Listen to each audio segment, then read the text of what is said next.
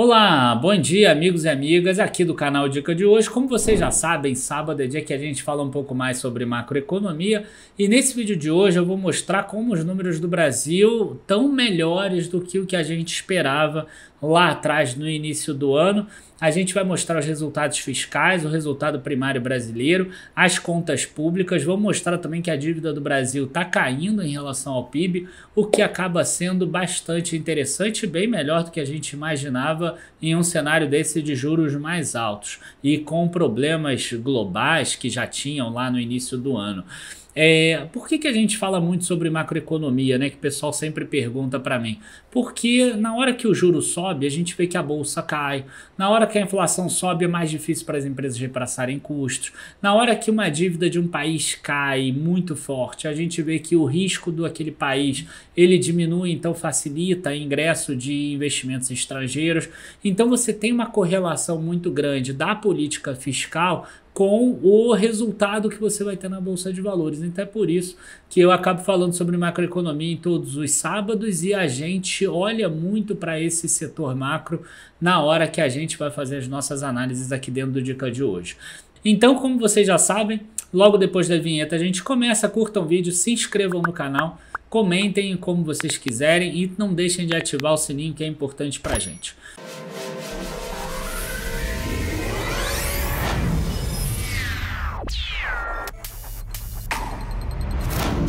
Bom, a primeira coisa que eu acho que vale a gente comentar aqui é que a gente já baixou aqui as estatísticas fiscais do Banco Central do Brasil. Essas são informações públicas que foram divulgadas nessa semana do dia 16 de maio e referem-se ao mês de março de 2022.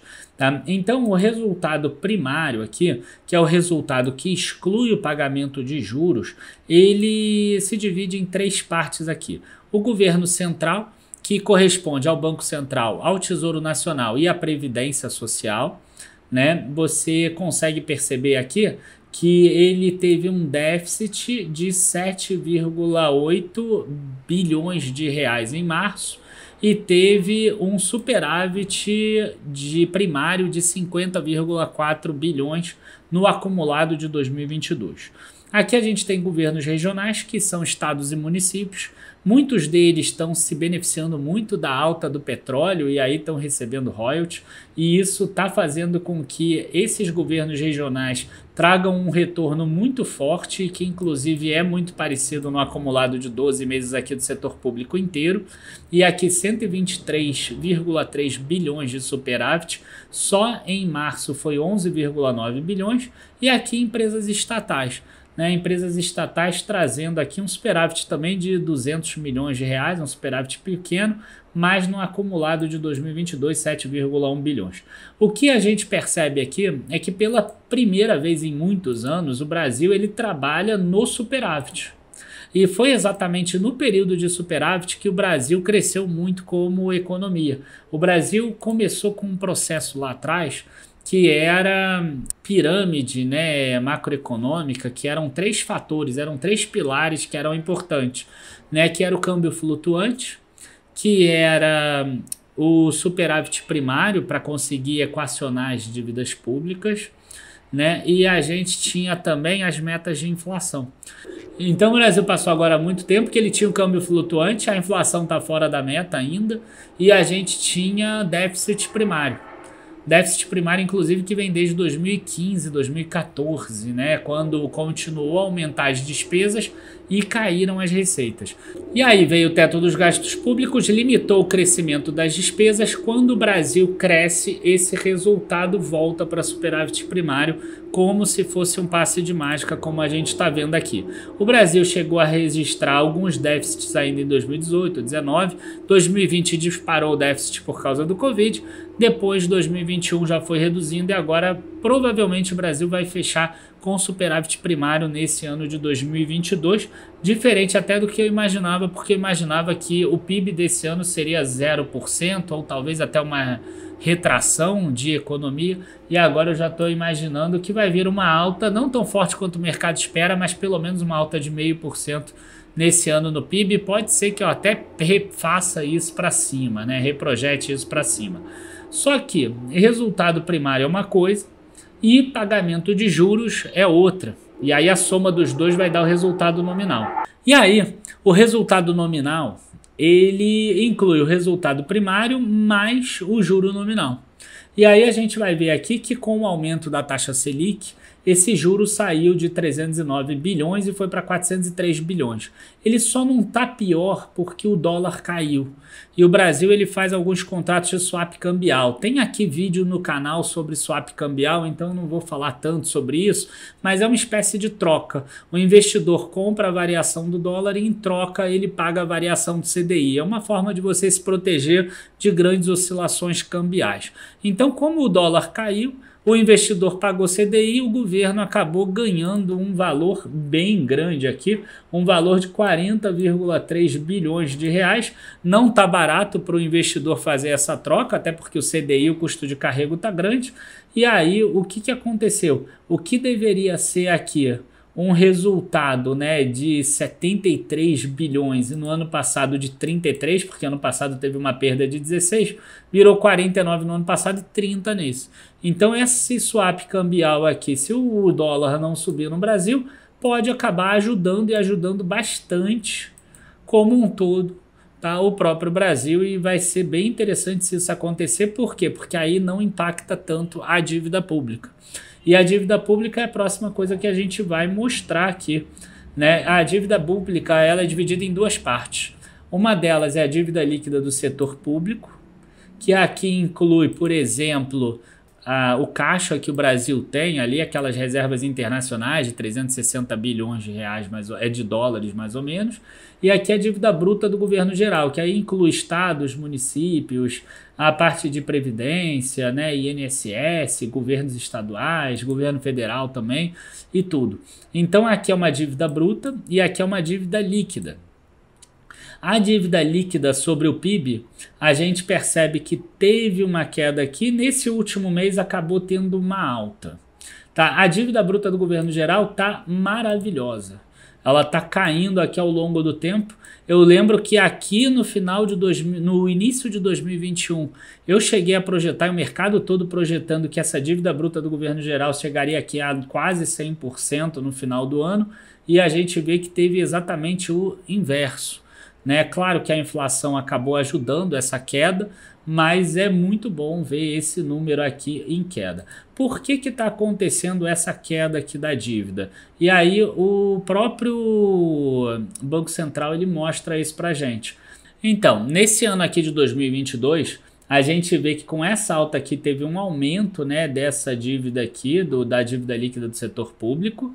E esse 1% aqui ele foi influenciado por quê? Valorização cambial acumulada de 15,1%. Isso trouxe um aumento da dívida de 2,4%. Juros nominais apropriados. O que significa isso? Tem parte dos juros da dívida que são pagos em cupom de juros e tem parte que entra na dívida aumentando a dívida. Então aumento de 0,8%. Efeito da variação de cesta de moedas que compõe a dívida externa líquida, aumento de 0,6%, mas o crescimento do PIB trouxe uma redução de 1,6%, e além disso o superávit primário acumulado, redução de 1,2%. Então tudo isso somado traz uma alta aqui de 1%. A dívida bruta do governo geral, que é mais fácil ver essa redução aqui toda, a gente vai ver que no acumulado do ano a redução é de 1,8%. O crescimento do PIB trouxe uma redução de 2,3%, resgates líquidos da dívida, redução de 0,8%, quer dizer, não teve mais emissão de dívida, teve resgate da dívida. Valorização cambial, redução de 0,8%, porque teve uma desvalorização cambial. Juros nominais apropriados, aumento de 2%, aquela coisa que eu falei, né? Tem parte da dívida que não é paga, ela é apropriada ali. Então a gente vê exatamente isso aqui, uma queda bastante forte. Você vê 1,8% somente nesse período. E aí, para terminar aqui esse vídeo de hoje, existe a parte da elasticidade. O que é elasticidade? É uma métrica para a gente ver o que aconteceria com a dívida se subir um pouquinho a taxa de juros, se subir um pouquinho o índice de preços. Lembrando que aqui a gente está falando de março, né? Então a gente já sabe que aconteceu em abril, né? Em maio agora a gente já viu que aumentou aqui a Selic mais 1%, por exemplo. A gente já viu que o índice de preços em abril foi 1% também. Então, quer dizer, a gente vai ter aqui um aumento da dívida líquida só por causa de Selic e de índice de preços, 1% cada um, 33 mais 15.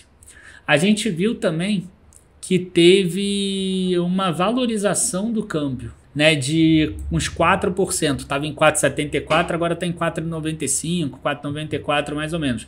Então, aqui mais uns 40 e poucos milhões de aumento, né? Porque teve uma valorização do câmbio. Então aqui a gente já vai ver uma pressão na dívida líquida do setor público no próximo período agora. Só que, por que tem uma diferença aqui? Você vê que é mais ou menos similar, né, o aumento de 1% na taxa Selic no índice de preços na dívida bruta do governo geral, e aqui tem uma diferença entre a taxa de câmbio das duas. Por quê? Porque na dívida líquida do setor público, o Brasil ele tem uns 300, eu não sei agora o valor exato, tá? Mas eles têm uns 360 bilhões aqui de reservas, tá? E ele tem uma dívida que é menor do que isso, uma dívida externa, tá? Que é a dívida mobiliária pública externa, tá? Essa dívida pública, eu não vou chutar aqui o número, ele tem uns X bilhões, mas que é menor do que esse da reserva. Tá? Então, esse número aqui dá um número negativo, ou seja, né, quando a gente tem um aumento do câmbio, a gente acaba tendo uma melhora desse número. Tá? Aqui na dívida bruta do governo geral, a gente tem o inverso, porque aqui pega só a dívida. Então, essa dívida aqui, ela vai acabar aumentando de valor, e isso aqui entra aqui. Aqui na dívida bruta não entra a reserva que o Brasil tem em moeda estrangeira, esses 360 bilhões de dólares aí em reserva. Por isso que tem essa diferenciação aqui. Então, será que eu falei certo antes? Desvalorização de 1% na taxa de câmbio. Se você desvaloriza o câmbio, o real se desvaloriza. Ah, não, então, se o real se desvaloriza, vai cair.